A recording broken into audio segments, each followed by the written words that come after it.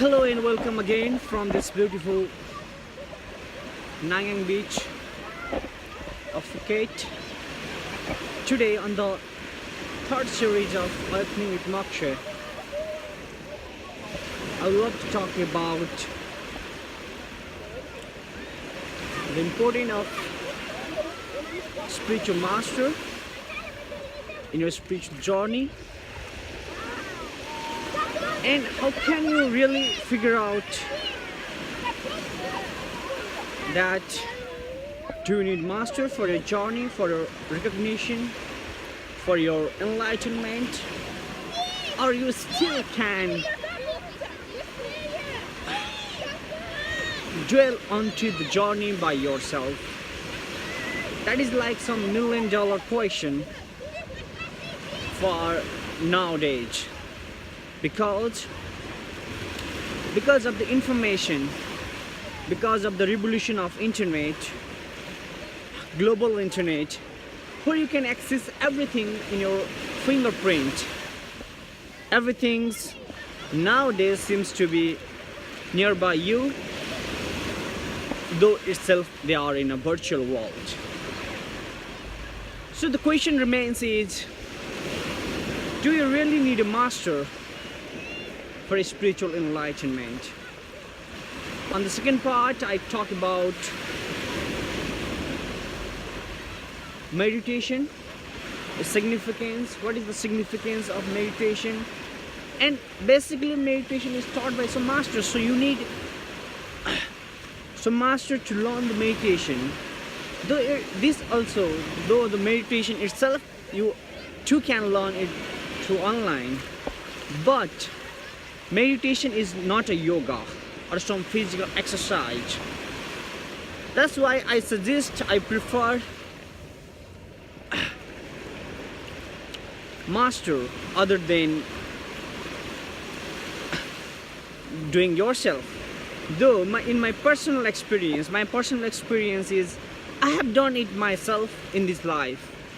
I know I have masters before, I know I have followed them, and I've been through initiated by many masters in many life. That I know for sure. But for this life, I have done that meditation by myself. Without any master, I have been through this journey. So it's not like impossible or you cannot do anything without master. But the point is, if you are very early in this journey, and now your question remains, how can you say you are very early or not? It depends on how your soul is, or how your level of consciousness is. By understanding yourself, your level of consciousness, the hollowness you feel inside, you can determine, or you can take a help of some masters, that how advanced or what is the level of your consciousness in a short term. Or if you want to test by yourself, just find out. I'll give you a simple technique to find out whether you have higher consciousness or not. There are mainly 3 parameters to identify. First one is how much attached you are is with your own body. Do you love your body very much? Are you so much attached with your body? That is the first question. If you are not, and the answer is no, and if you are not so much attached with your body, then you pass the first hurdle. Now the second one, what is your aim in life? What do you think you should achieve to be happy in your life? Is that money? Is that fame? Is that career, good career? Is that good partner? What is that? What is your aim in life? if again the answer comes here also no, then that's second hurdle. And the final is, are you scared of death? Final hurdle is, ask yourself, how much are you scared of death or not? Do you scared of dying? If your answer is yes, because most people scared of die, and if they are in a sane mind, or if they are not having any narcotics or anything else, most people scared of dying. So if you are also scared of dying, but you pass two hurdles before, then there is a chance you can start your journey by yourself. But you must be very much committed. Like, there mustn't be an iota of doubt. There mustn't be a single particle of doubt, particle of the sand, like a particle of sand of doubt within you. So if you have that, but still you are scared of dying, then it's okay. But if your answer is no, you are not scared of dying, you are not attached with your body, your aim in life, or your desire to have in life to be happy, are not money, fame, or any career, or good part, or any like beautiful partner, rich partner, is not that's your aim in life, then I can say that you can have your journey by yourself. So in two conditions, either you pass two hurdle or you pass the three hurdle, then you can,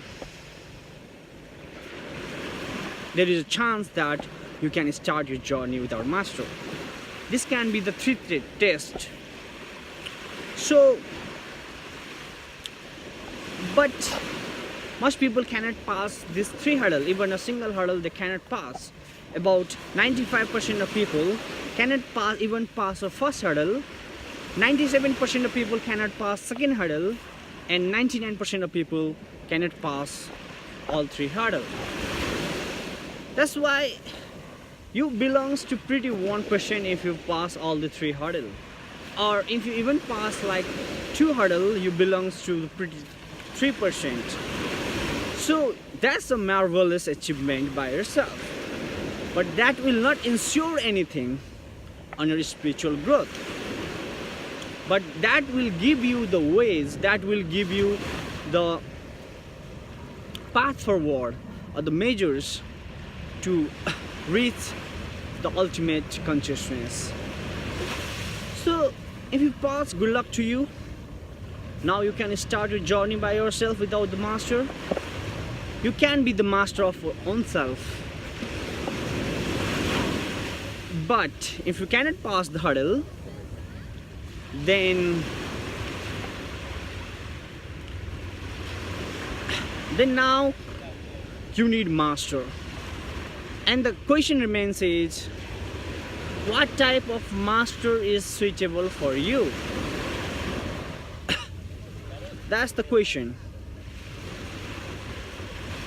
So for this, there is no any ready-made answer, but there are some checks, there are some ways I can tell you, there are some measures I can tell you by which you can have a real master.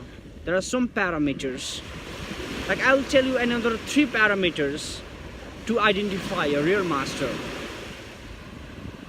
So how can you identify a real master? First one, go to any master, go to his lectures, discourses, seminars, whatever else, and listen to the master. And just try to figure out, at first don't try to figure out anything, just try to figure out one thing. does that master is trying to bind you inside something else so that you can come back again, you should come back again.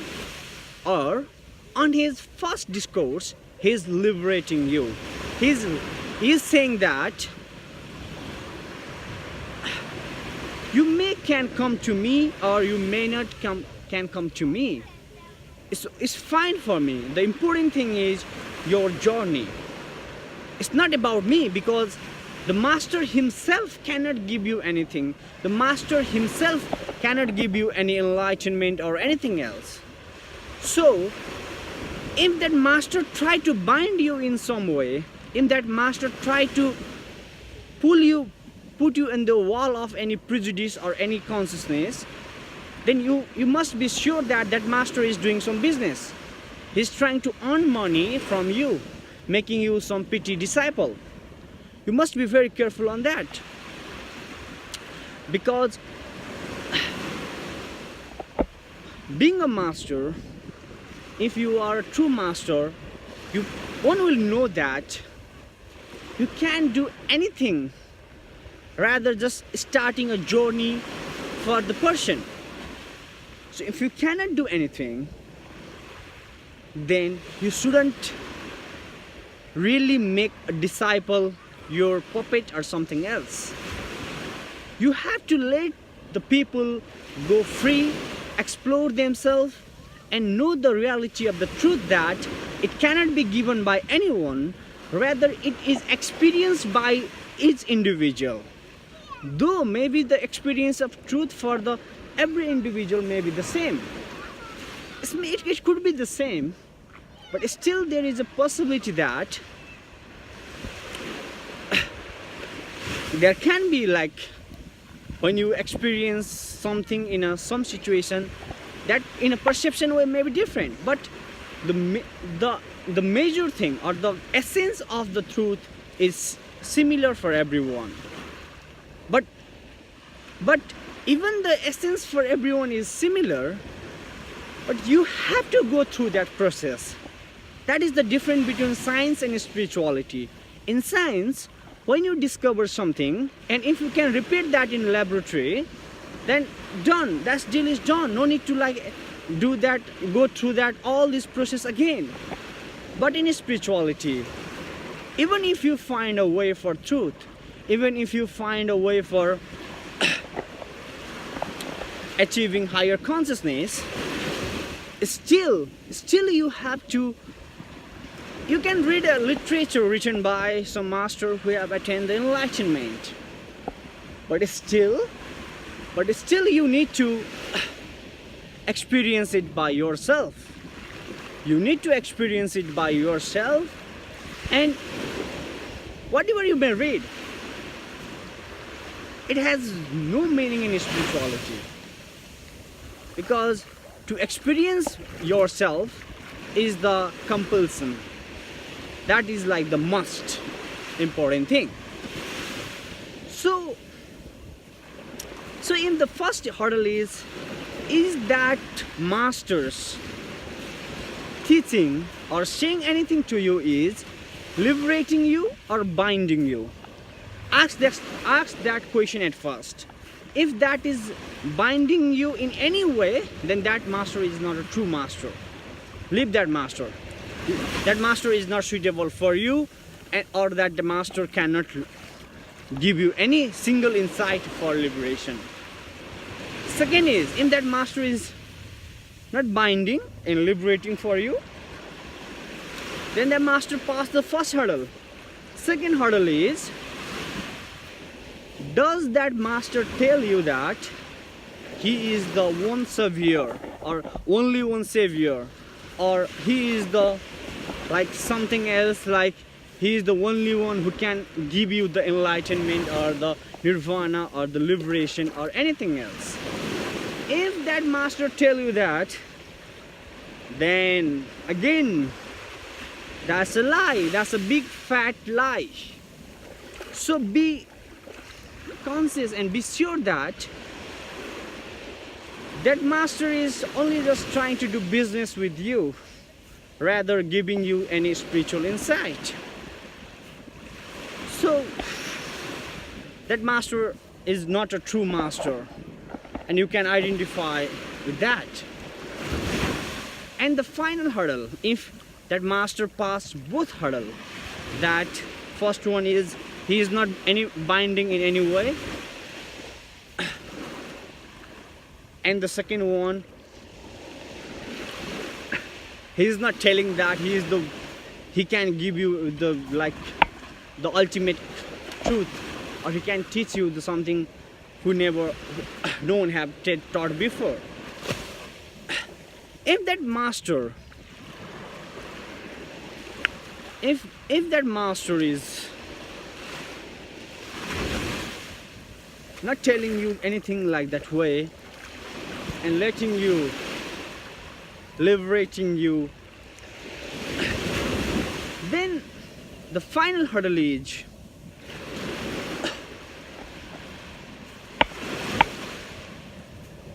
does that master and the disciple, does they think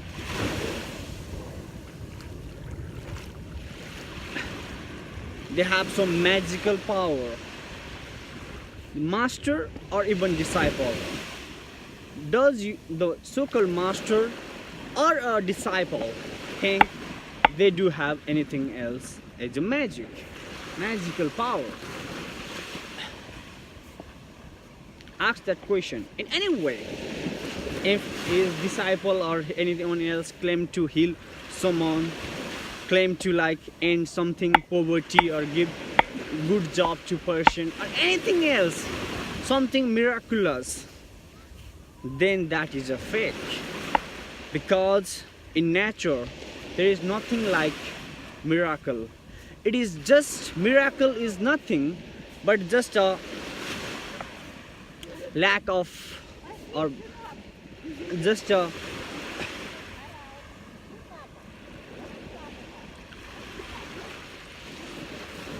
see, our sense of organs, our body, mind, our eyes, everything has a limitation. When a human limitation exhibits in any form of natural process, that happens to be as